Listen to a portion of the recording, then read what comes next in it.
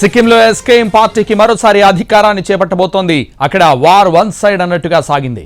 SKM party స్పష్టమైన ఆధిక్యంతో clean sweep చేసింది. సిక్కింలో మొత్తం 32 సీట్లకు గాను 31 స్థానాల్లో ఎస్కేఎం గెలిచింది. ఎస్డీఎఫ్ ఒకే ఒక స్థానానికి పరిమితమైంది. ఇటు అరుణాచల్ ప్రదేశ్లో కమలం మ్యాజిక్ ఫిగర్ దాటేసింది. ఇప్పటికే 36 స్థానాల్లో విజయం సాధించి మరో 10 సీట్లలో ఆధిక్యంలో ఉంది. 3 సీట్లు గెలుచుకున్న నేషనల్ పీపుల్స్ పార్టీ మరో 2 స్థానాల్లో మాత్రమే లీడింగ్లో ఉంది. ఇతర పార్టీలన్నీ కలిపి 8 స్థానాల్లో ఆధిక్యంలో ఉన్నాయి. ఇక్కడ కాంగ్రెస్ ఏమాత్రం ప్రభావం చూపించలేకపోయింది.